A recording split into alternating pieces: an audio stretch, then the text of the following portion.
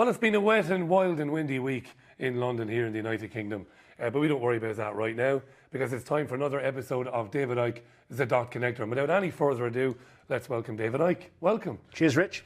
Now, do you know what we've not gotten into in the dot connecting programs, which I found incredibly fascinating and really engaging? We've not gotten into your latest book.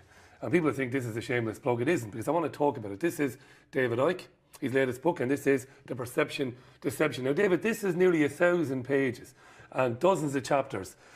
You've said to me that it's the culmination of a life investigating the conspiracy and the elite and where we're all going. And there's a term that comes up constantly in the book among the chapters, and it's the term Archon. Yeah. What does that mean exactly, Archon? Well, first of all, I think I'm coming up to 62, and that is the best thing I've done in my life. Certainly the most important contribution, I think, to exposing the world as it really is, as opposed to the one that we're told to believe in. And that theme of Archon is fundamental to it, because on one level that's a reference book in the sense that it gives a detailed background of endless subjects, ancient and modern. But it's really a storybook. It's a storybook that has a beginning, a middle, and an end. And the end is where we are now and why we're here, because of what's gone before.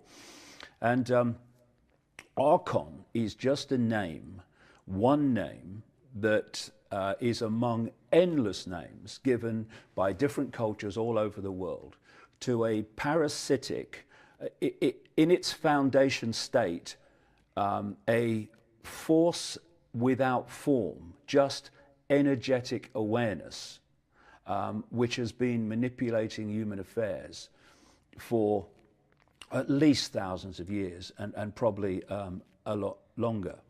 And the reason I choose the word Archon is simply because it simplifies it. Because one of the points where the penny drops is when you realize that all these different names around the ancient world for gods are actually describing the same force. And it's the different names which throw people out because they think, well, that's one deity, that's a deity, and there's another deity. Actually, they're different names of the same thing. That's a big penny drop, that is. Starts to simplify everything. And the name Archon comes from a group of people, a pre-Christian people, which were called and are still called the Gnostics. Gnostics means learned, and Gnosticism means knowledge. But it was a different kind of knowledge. I mean, we perceive knowledge as going to school and going to college and university. Getting your degree. And learning what they tell you.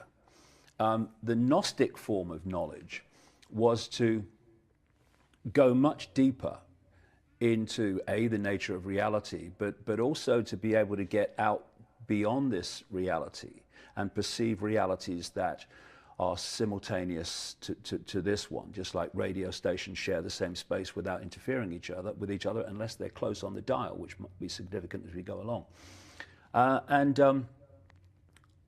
The big breakthrough in terms of Gnostic knowledge came when a sealed jar was discovered at a place called Nag Hammadi in Egypt. It's about 70-odd miles from Luxor on the Nile. And what was fantastic about this find is that you've got religious writings, like in the Bible, which are ancient writings put between two covers. But because they've been around and in the public arena for so long, they've had the potential to be changed to fit the authority of the day and what they wanted people to believe. Whereas these Gnostic writings, which seem to have been written about 100 AD, that kind of period, and probably buried at Nag Hammadi about 400 AD, they have not clearly been tampered with because they've been underground all this time. And so you're looking at a genuine reference point to what these people believed.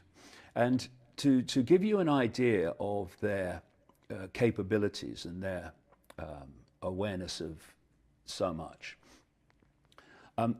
They ran the Great Library at Alexandria, which became known as the Great Library of Alexandria.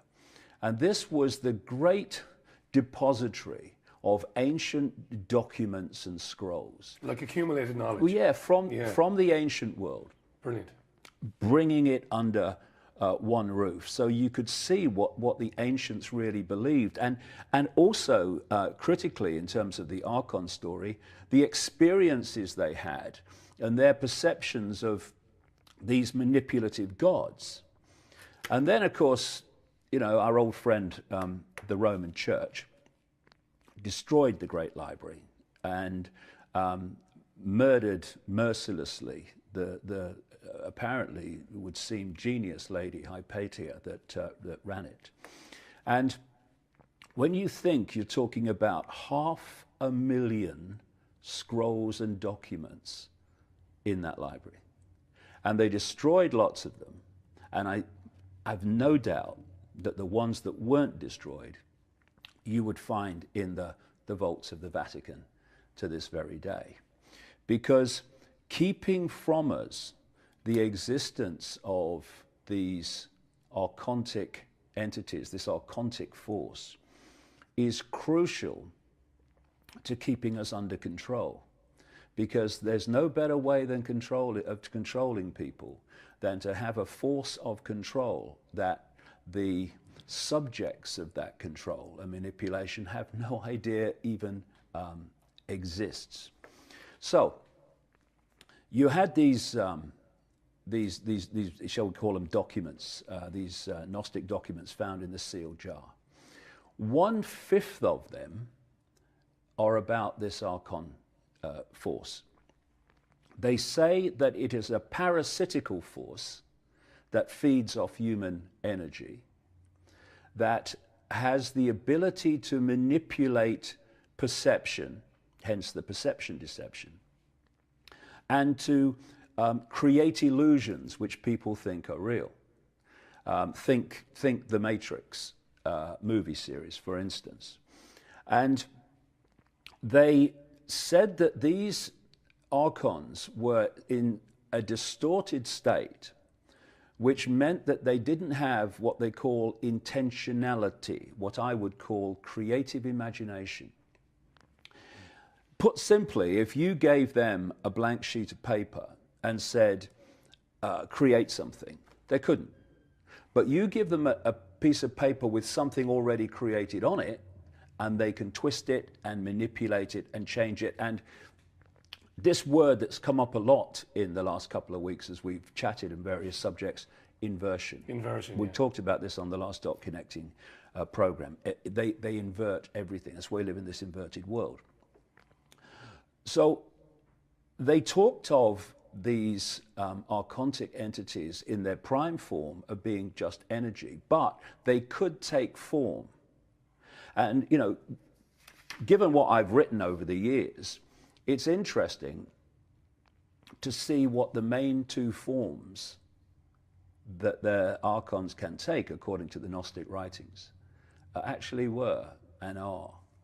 Remember, these texts were written around 100 AD, probably buried about 400 AD, in the wake of the destruction of the Great Library of Alexandria in Egypt. And the Nag Hammadi Gnostic texts refer to the fact that the two main forms that the archons take were reptilian and those known today as classic grey aliens. These are the two forms most described by people who claim to have been abducted by aliens, a word I really don't like. They're described in those terms.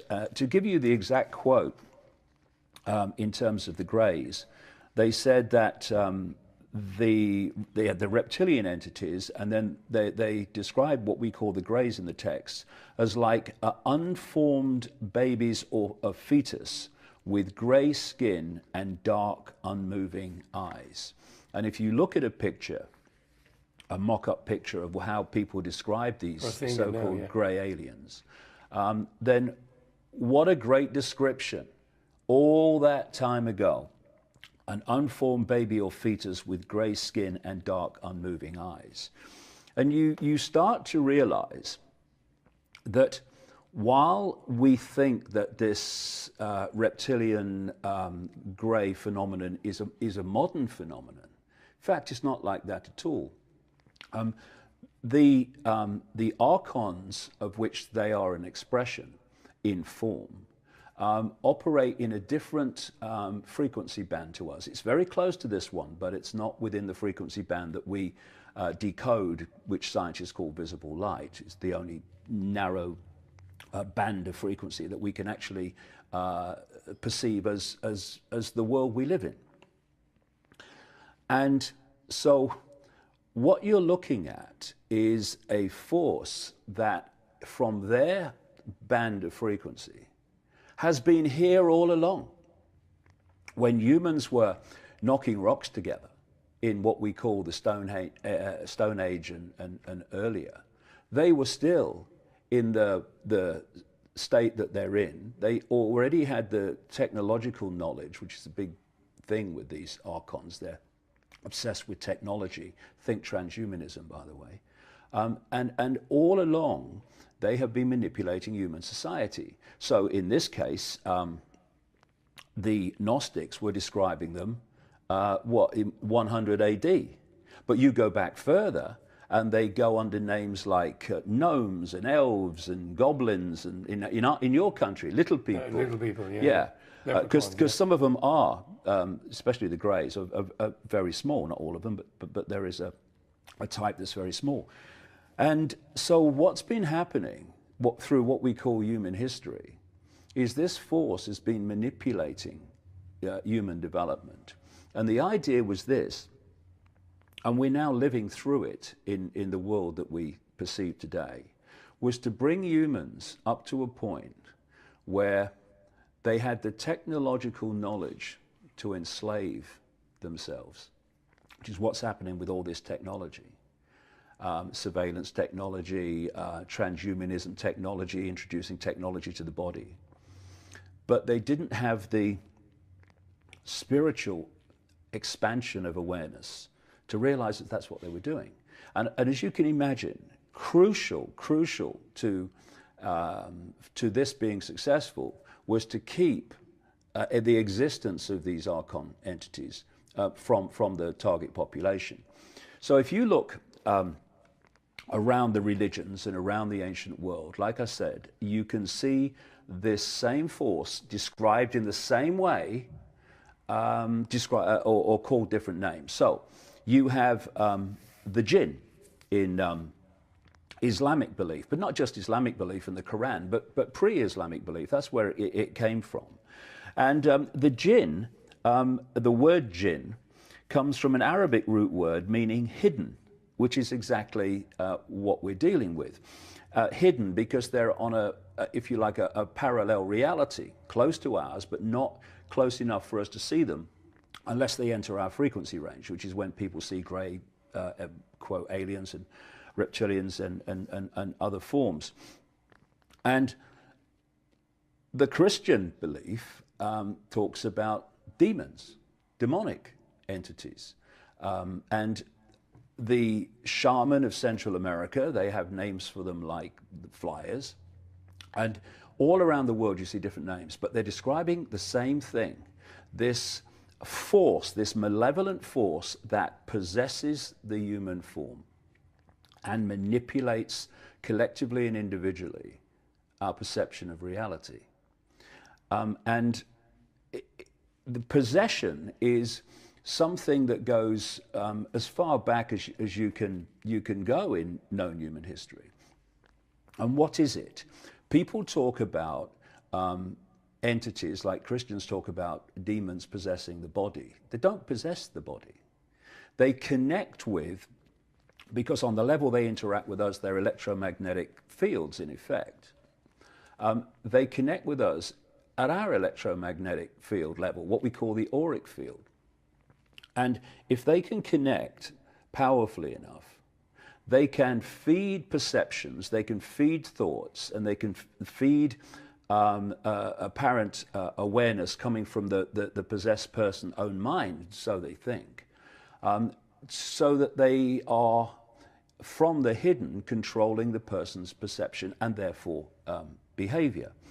And like I say, possession is something that you find all over the world.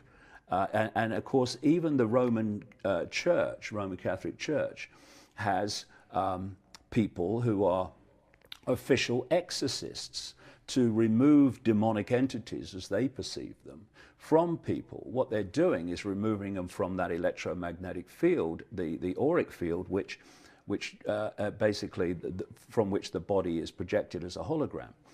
So you talked this week to one of these exorcists at the Vatican. Was it Bruce? Father? No, not Bruce. Vince. Father Vince Lampert. Vince Lampert. Yeah. Yeah. So one of the questions that I found fascinating was what happens when you do an exorcism. So let's hear what he had to say, and then I'll take it further. Roll the VT, Simon. Once again, if somebody determined, or if I determined that an exorcism is called for, we would get permission from the local bishop. And then once the bishop has given permission, then I would proceed with the rite. I would select the location. I always like to remind people that exorcisms are performed in a sacred space. So they're not done in somebody's house, or, you know, I always laugh and say in an abandoned house on a dead-end street at midnight. So they're always done in a sacred space. There's a very strict protocol that's followed. The person that's possessed will be there, a family member, I will be there, and other priests and individuals that I will invite to come and to pray throughout the rite. And there is a ritual book that's utilized, so there are very specific prayers, scripture readings that are done, and then commands in the name of Jesus Christ to the demon to depart. So an exorcism really is a command given to a demon to depart from its possession of a human body, recognizing that human persons are created in the image and likeness of God, and therefore demons have no claim on them. That was Father Vince Lampert talking to the Richie Allen Show last Friday. Now, I know you've got quite a bit to say about that. Yeah. We'll take a very quick break. You are watching David Icke Dot Connector on The People's Voice. We'll be back in a couple of minutes.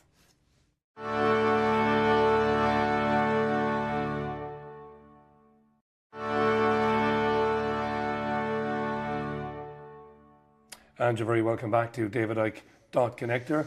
Remember, if you've missed any previous episodes, go to our YouTube channel. It's youtube.com/the TPV channel. Now, we're talking a little bit today about David's new book, The Perception Deception. It's a terrific book, massive book, a life's work, as he said, and we're talking about archons. Now, just before the break, we saw Father Vince Lampert talking to me on the Richie Allen Show last week about how the Catholic Church goes about performing an exorcism. And it's very similar to what you've been describing in your books and in this book, in terms of pulling an entity out of somebody, an energy field, as you call it. Yeah.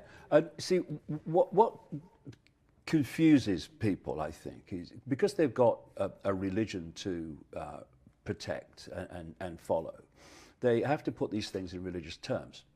So you do an exorcism and you're a Roman Catholic priest, you call in the name of Jesus. And it was interesting what Vince said about he has people around praying. What is prayer?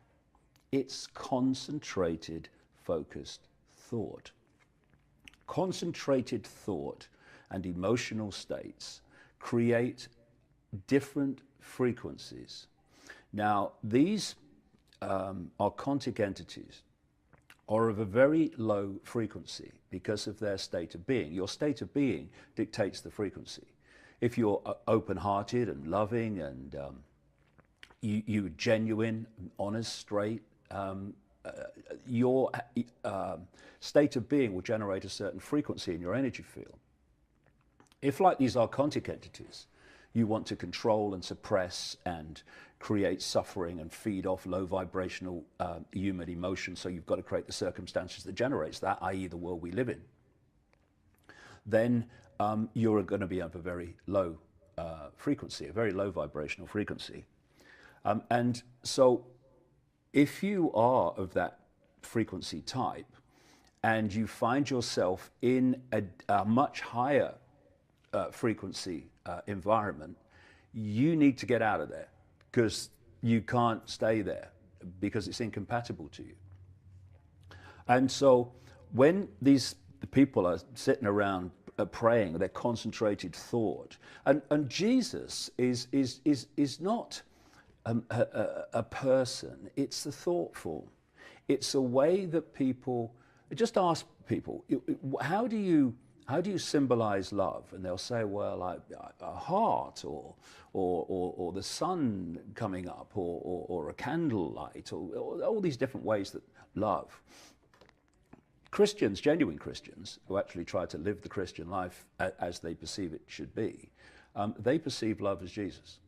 So by the very fact that they're saying in the name of, what they're saying is the name of their version of love. Whatever their version of love is, if they are genuinely trying to invoke it, then they are generating a frequency akin to that. And that is a frequency which these archontic entities, this archontic energy, this archontic frequency cannot stay around in. And I would put it another way, without any mention of Jesus, and without any invoking of this, that, the other, without any prayer as they would perceive prayer.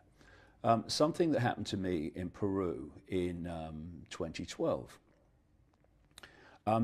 One of the things to emphasize about this archontic force is it's a little boy in short trousers. People are terrified of demons. You have demonic entities. I have control over you. Oh, chill out, mate, will you? But when you see it, though, it is pretty. No, it is for those looking at it. It's pretty scary, is. But this is one of the great illusions, that these things have power over humans. They have power over humans that think they have power over humans. It's a self-fulfilling prophecy. And what Vince said in the interview there is, when he's doing these exorcisms, he commands that they leave. Well, you do, because you have more power than they do, and if you command it in the right way, with the right, again, energy, they have to get out of there. And what happened to me on a trip to Peru in 2012 was, we ended up at this place on this particular day at a time when it was very close to pitch darkness, and by the time it all happened, it was pitch darkness.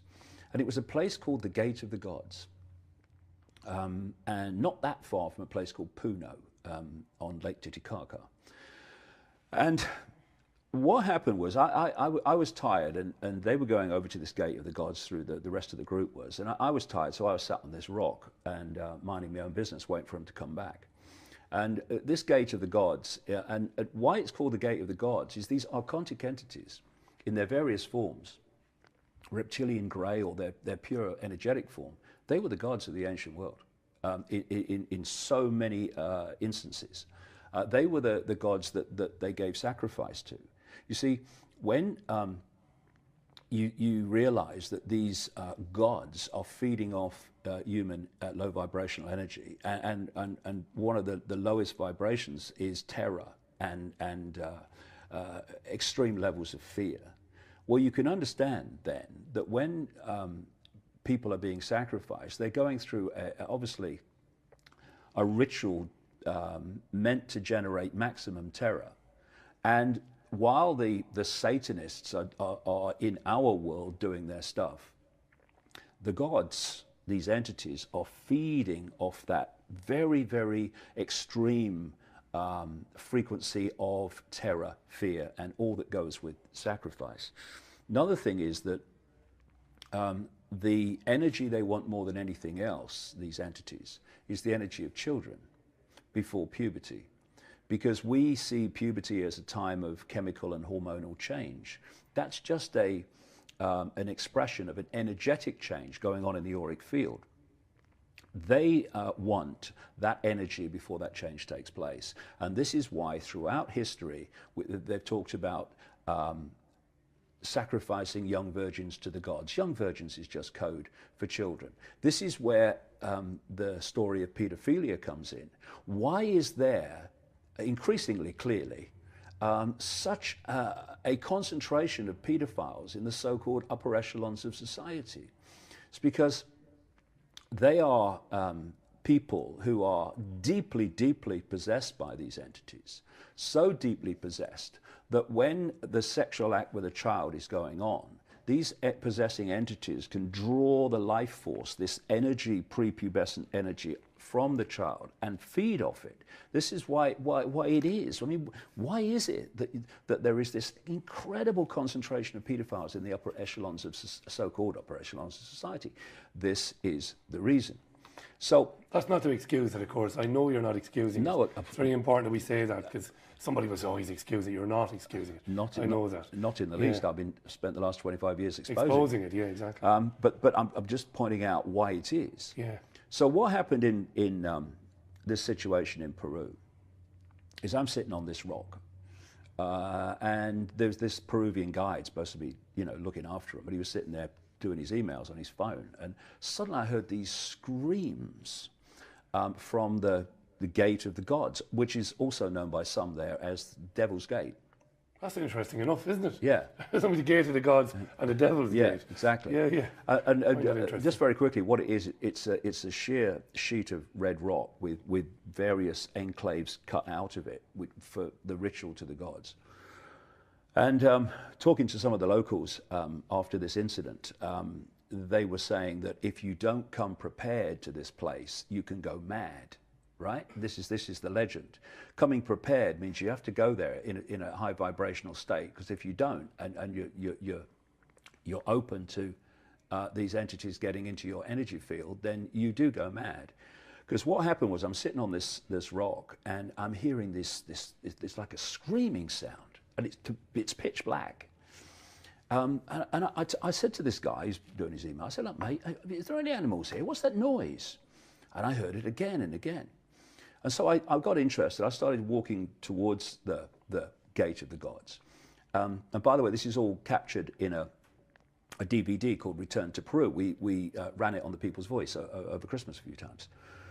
And I met an American guy from the group. He says, "Oh, David," he said, "don't go over there." He said, "It's horrible. The energy's horrible, evil." And he said, "Oh, so-and-so," mentioned a name, "he's having a real bad experience." Right? So I said, "Well, I'm going then."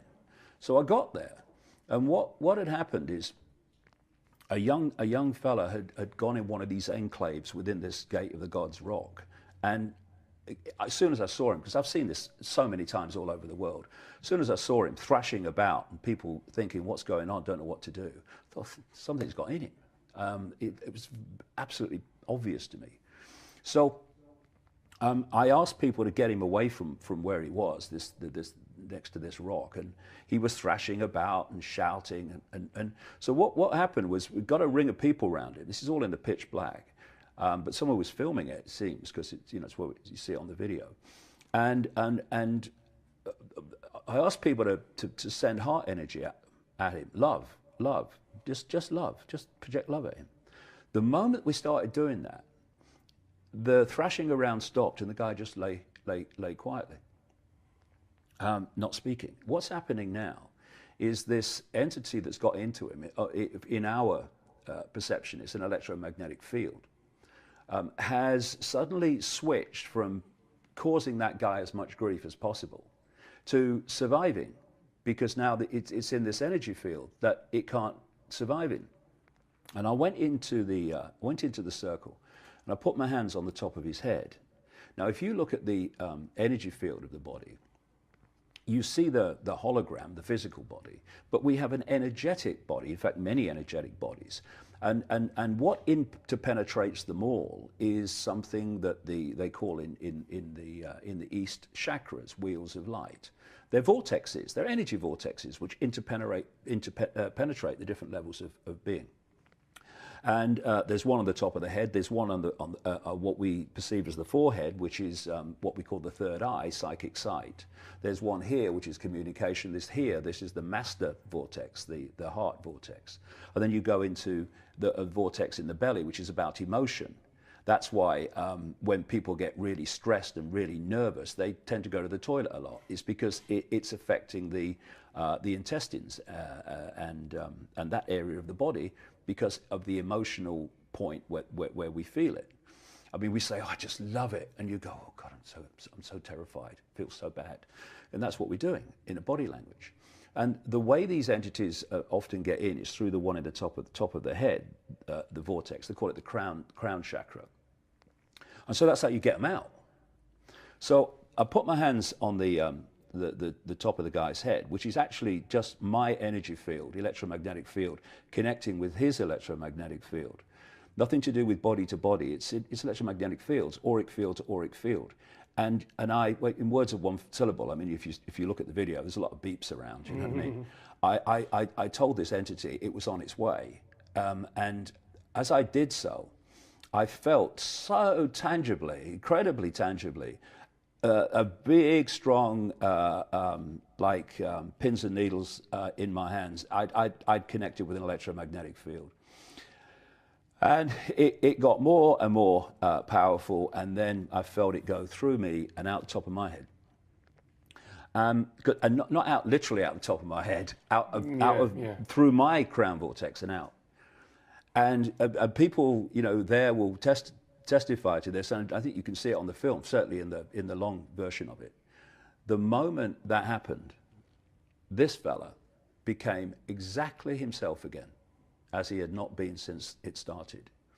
So if you look at what I've just said, and then you look at listen to what Vince said. Yeah. What Vince said, he's talking about it in Christian terms because he has to, because he's got a belief system. But actually, it's the same thing.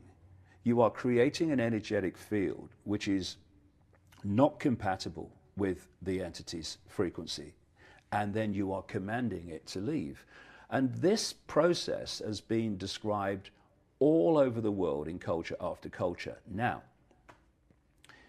if these entities connect with you really, really powerfully, then you can get to the extremes of Satanism, which is what? It's interacting with these entities. In fact, I've talked to Satanists all over the world, former Satanists, as they describe themselves, who are describing the rituals and the hierarchy of Satanism. And what they say is that the rituals are designed, I'll come to another reason for them in a second, but the rituals are designed so that the Satanists opens themselves consciously and on purpose to let these entities take them over. And the more powerful the entity is, the higher you are in the satanic hierarchy. It's based on the power of the, quote, demons that are possessing you. So in that way, you take the hierarchy, shall we say the archon hierarchy, in this parallel world. And through possession and the power of the entity dictating your point in the hierarchy of Satanism, you therefore transfer the archontic hierarchy into human form. And so some of the most possessed of them, in other words, that their mental and what passes for their emotional processes are completely dictated by these entities. They're the ones that get to the top of the banking system, that get to the top of the corporations, that run governments, that own the media. It's that hierarchy transported here. And this is you know, I talked about the heart chakra. The idea, the only way that you can behave as they behave, pepper bombing cities of civilians, and mass murder in world wars, and mass murder with pharmaceutical drugs, and cumulative mass murder with things like GM crops and geoengineering the planet and killing people. And it's all about death, because these archontic entities feed off death. Closing this heart chakra, which gives us compassion, which gives us integrity, which gives us caring, that is essential to close down, so that these possessed bloodlines that I'm talking about behave in the way that is the horrific way that we see. And I came across this quote from a Swiss clairvoyant called Anton Steiger. He's not talking about reptilian entities or any of this stuff. Or the greys or any of that Nothing. stuff. Yeah, yeah. He's telling his life story in this article. He's describing what has happened in his life and what he's seen. And he's a clairvoyant, therefore he sees further into the infinity of existence than just visible light, which most humans are decoding and therefore only aware of. And this is what he said, Rich. When I see people in business or politics who are particularly trapped by the material world, for example, I notice that they no longer have any light bodies at all. In other words, these other levels of energetic fields, which he's calling light bodies, he doesn't see them in the same way that he sees other people. That's part of the possession, the closing down of those fields being replaced by the possessing entity. He says, in many of these people, the point of light at the heart chakra, which is otherwise always present with humans, is no longer visible to me, because these entities, as part of the possession, close that down. Once that's closed down, anything goes. Abusing children, torturing children, causing mass death and destruction in wars, not a problem, because you have no emotional consequence for it. This would be just too much to bear if you were doing that with an open heart. You couldn't bear it. Imagine us trying to do it. You couldn't do it. Yeah. But they can do it because they don't have an emotional consequence, because that's closed down. He goes on. Instead of the heart chakra, I see something like a layer of shiny tar around them. This is the very low vibrational density of the energetic form of the possessing entity. Instead, I see something like a layer of shiny tar around them, in which a monstrous being in the shape of a lizard can be distinguished. When such people speak on television, for example, I see a crocodile shape manifesting itself around the person like a concave mirror. I don't see the light of their throat and forehead chakra. And so when you get deeper into this and you look at the evidence like an adult, instead of a fricking child, oh, that David Icke's talking about reptiles, isn't it funny? When you're an adult instead of a child and you follow this evidence and background, you start to realize how this network of families and this network of secret societies can create the absolutely stunning levels of malevolence, suffering, and oppression that they do. That's why I say, forgive them, for they know not what they do. But the entities do. Brilliant stuff. We're going to take a very quick break, and when we come back, we'll have the final part of this week's David Icke Dot Connector. Back in a minute.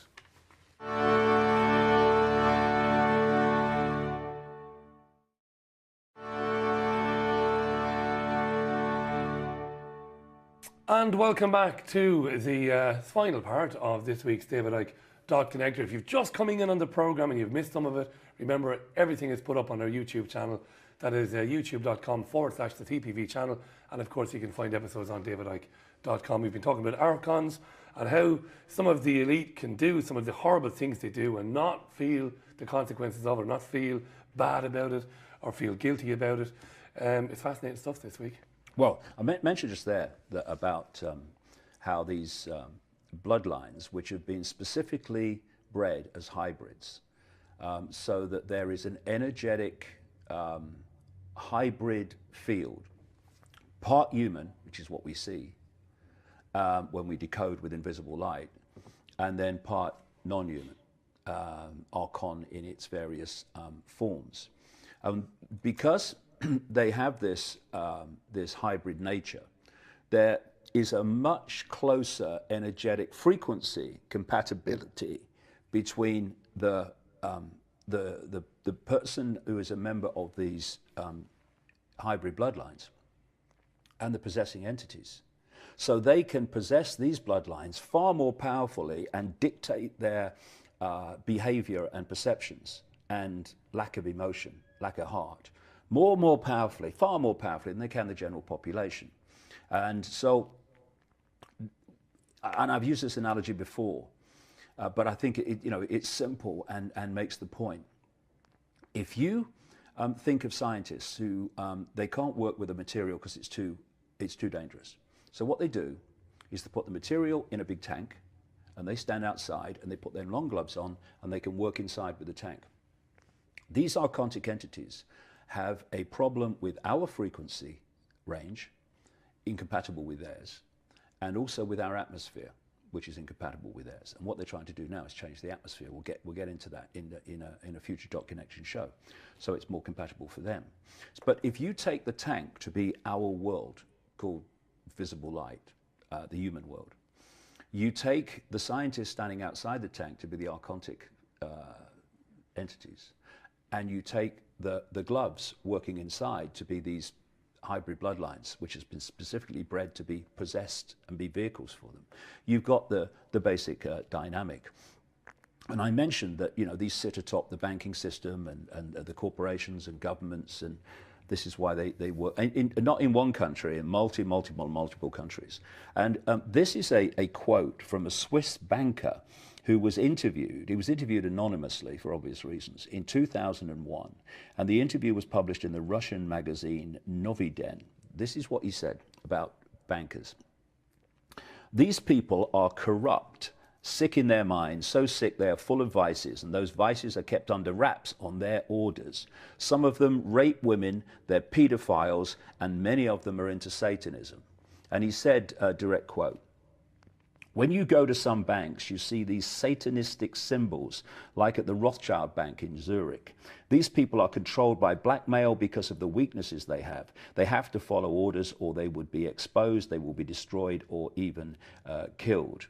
And they actually target people with a predilection, shall we say, to pedophilia and such things, because once they have, and they've got evidence of it, well, the person does what they're told, whether in politics or whatever, from then on.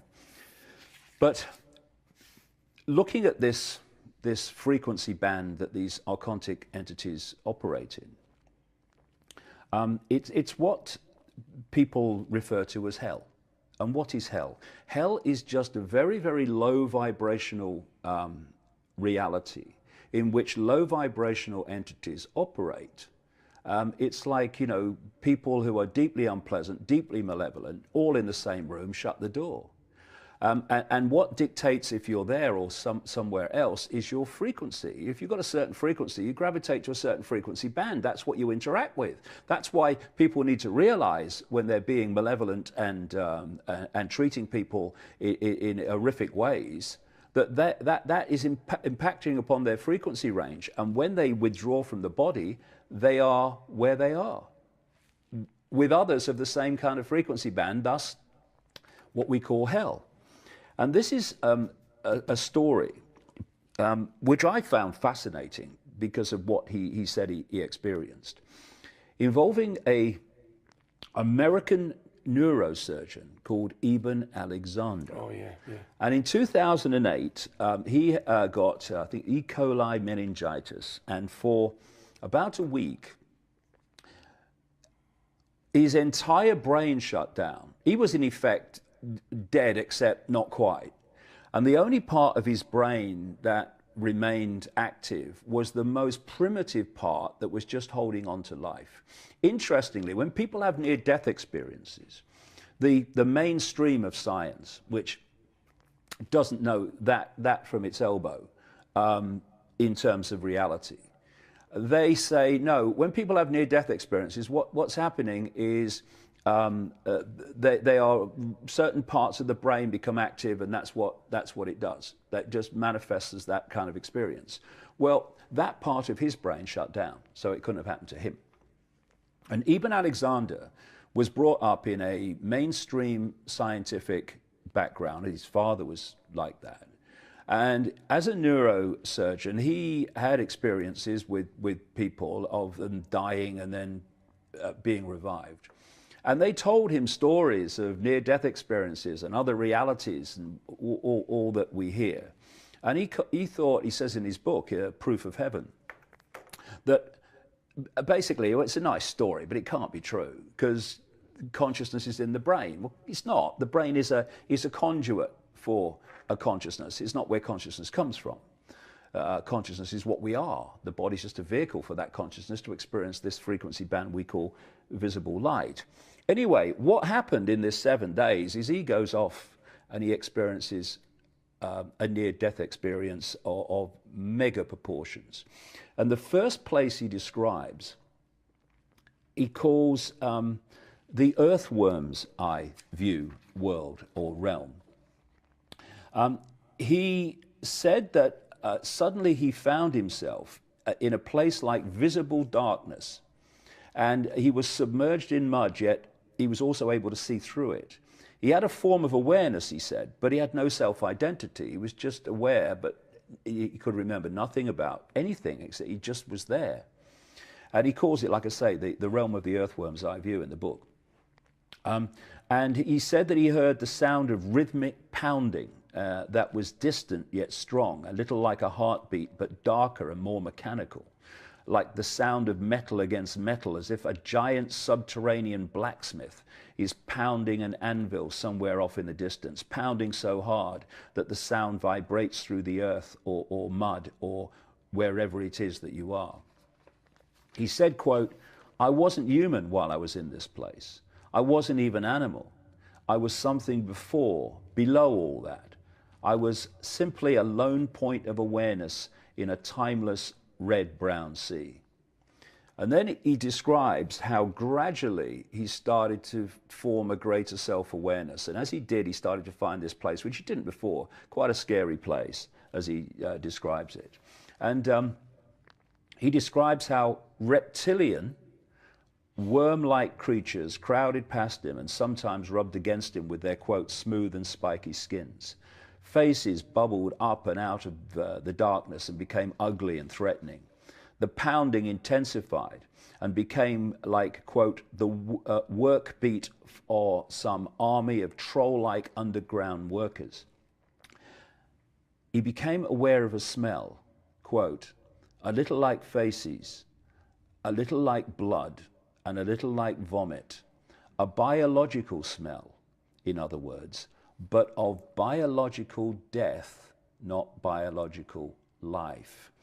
And this is the realm of the archontic force manipulating human reality, I would most strongly suggest. And what have I been saying in our chats and in my books all these years? These entities feed off death. Anything that's dying in a state of death or destruction, they feed off that energy. This is why they take the energy from human sacrifice. This is why you find so many satanic rituals take place in places like churchyards, graveyards, death. This is why they're destroying the planet. People say, why would they kill their own planet? They have to live on it. Well, they don't have the ability to manifest here, at least for very long, because this planet is, up to this point, still a planet of life. They feed off death. This is why they're killing the planet. This is why they're killing the ecosystem. This is why they're killing the atmosphere, to make it a place of death which is compatible with them. And he talks about Ibn Alexander, about how he heard dull roars that changed into dim rhythmic chants, chants that were both terrifying and weirdly familiar.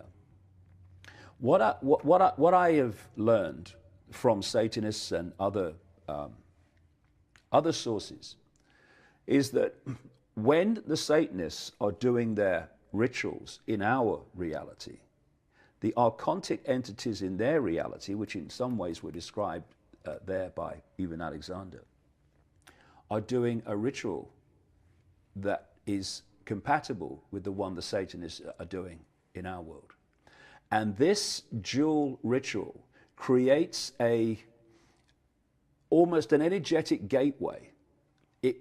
Because the rituals are generating the same frequency field, it creates a compatibility between the two during the ritual, which allows these entities to come through into our reality, which is how Satanists all over the world have described to me in amazing common themes, how they have seen entities manifest, reptilian and other entities manifest in front of them in the satanic rituals in our reality.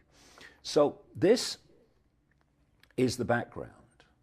And as I said last week, or in the last Dot Connecting show, this is why the answer to everything is to open our hearts, love each other, be kind to each other, have integrity, be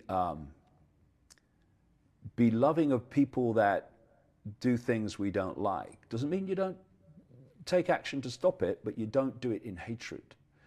Because that process of opening the heart lifts your frequency beyond anything that these entities can connect with, because they're such a low vibrational frequency. And what's happened, if you look at it, humans have been pulled out of the heart into the gut. Now, these are low vibrational emotions which they feed off. And the heart is something that generates love, caring, compassion, empathy. And how many people make decisions from that point of view compared with the people that make decisions on how they react to situations from the emotions? What's in it for me? And how does this affect me? And so we need to move from a gut society to a heart society. Because if you read the ancient accounts, once upon a time, we were a heart society if you go back far enough. And this archontic manipulation has made us a gut society. We need to move back. And when we do, that influence will be gone, and we'll stop being a food source energetically for that which is controlling us. That's the way out of this. And, you know, people who are exposing the conspiracy of intelligence agencies and military and all the rest of it, if you don't understand what we've just been talking about, you think the only way out of here is to stockpile weapons and to fight the enemy. You fight the enemy, you are feeding the enemy. We must love. And then the food source will be cut off, the power will be cut off, and we will live in a very, very different world. Brilliant stuff, David. Great stuff. Thank you very much for that. That brings us, I should say, to the end of this week's David Icke Dot Connector. If you want to read more about the perception deception, get on to davidicke.com and you'll find out more about it, and in fact where to buy it if you want to do so. We'll be back with more on the next episode. Bye for now.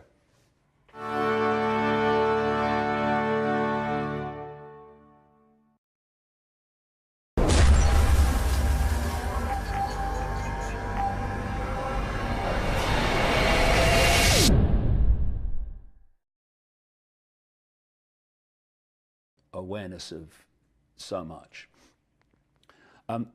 They ran the Great Library at Alexandria, which became known as the Great Library of Alexandria. And this was the great depository of ancient documents and scrolls. Like accumulated knowledge. Well, yeah, from the ancient world. Brilliant. Bringing it under one roof, so you could see what the ancients really believed, and also critically, in terms of the Archon story, the experiences they had and their perceptions of these manipulative gods. And then, of course, you know, our old friend, the Roman Church, destroyed the Great Library and murdered mercilessly the apparently would seem genius lady Hypatia that ran it.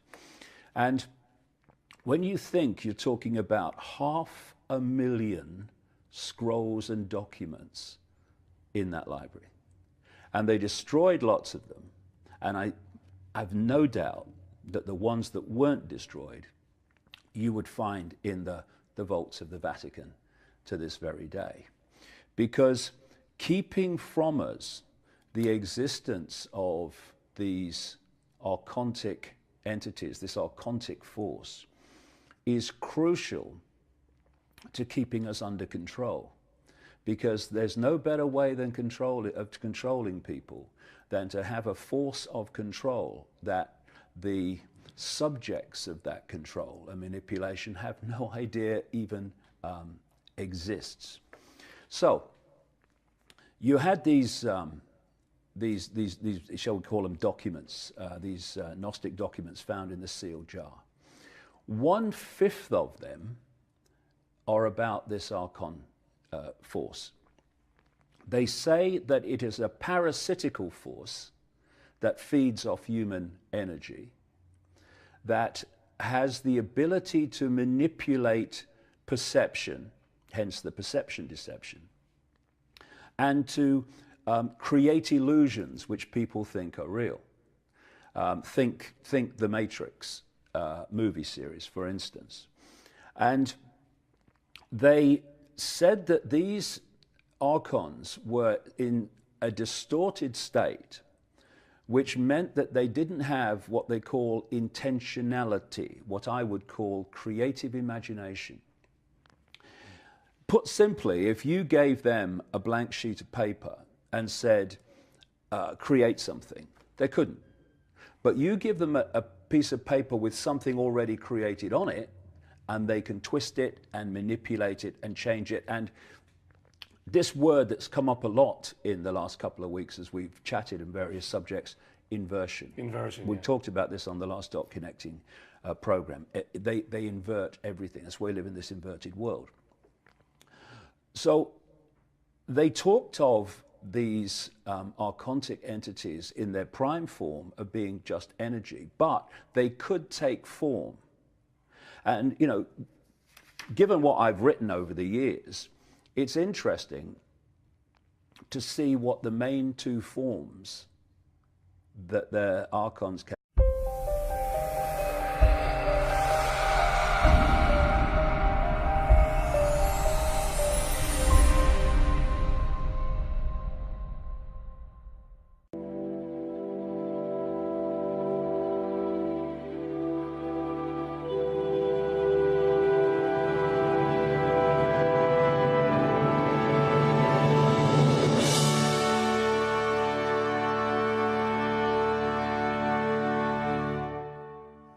Well, it's been a wet and wild and windy week in London here in the United Kingdom, but we don't worry about that right now, because it's time for another episode of David Icke, the Dot Connector. And without any further ado, let's welcome David Icke. Welcome. Cheers, Rich.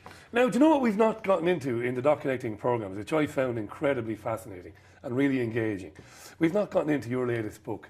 And people think this is a shameless plug. It isn't, because I want to talk about it. This is David Icke, his latest book, and this is The Perception Deception. Now, David, this is nearly 1,000 pages and dozens of chapters. You've said to me that it's the culmination of a life investigating the conspiracy and the elite and where we're all going. And there's a term that comes up constantly in the book among the chapters, and it's the term archon. Yeah. What does that mean exactly, archon? Well, first of all, I think I'm coming up to 62, and that is the best thing I've done in my life. Certainly the most important contribution, I think, to exposing the world as it really is, as opposed to the one that we're told to believe in. And that theme of archon is fundamental to it, because on one level that's a reference book in the sense that it gives a detailed background of endless subjects in university. Getting your degree. And learning what they tell you. The Gnostic form of knowledge was to go much deeper into the nature of reality, but also to be able to get out beyond this reality and perceive realities that are simultaneous to this one, just like radio stations share the same space without interfering with each other unless they're close on the dial, which might be significant as we go along. The big breakthrough in terms of Gnostic knowledge came when a sealed jar was discovered at a place called Nag Hammadi in Egypt. It's about 70 odd miles from Luxor on the Nile. And what was fantastic about this find is that you've got religious writings, like in the Bible, which are ancient writings put between two covers. But because they've been around and in the public arena for so long, they've had the potential to be changed to fit the authority of the day and what they wanted people to believe. Whereas these Gnostic writings, which seem to have been written about 100 AD, that kind of period, and probably buried at Nag Hammadi about 400 AD, they have not clearly been tampered with because they've been underground all this time. And so you're looking at a genuine reference point to what these people believed. And to give you an idea of their capabilities and their into modern, but it's really a storybook. It's a storybook that has a beginning, a middle, and an end. And the end is where we are now and why we're here, because of what's gone before. And Archon is just a name, one name that is among endless names given by different cultures all over the world to a parasitic, in its foundation state, a force without form, just energetic awareness, which has been manipulating human affairs for at least thousands of years and probably a lot longer. And the reason I choose the word Archon is simply because it simplifies it. Because one of the points where the penny drops is when you realize that all these different names around the ancient world for gods are actually describing the same force. And it's the different names which throw people out because they think, well, that's one deity, that's a deity, and there's another deity. Actually, they're different names of the same thing. That's a big penny drop, that is. Starts to simplify everything. And the name Archon comes from a group of people, a pre-Christian people, which were called and are still called the Gnostics. Gnostics means learned, and Gnosticism means knowledge. But it was a different kind of knowledge. I mean, we perceive knowledge as going to school and going to college and university.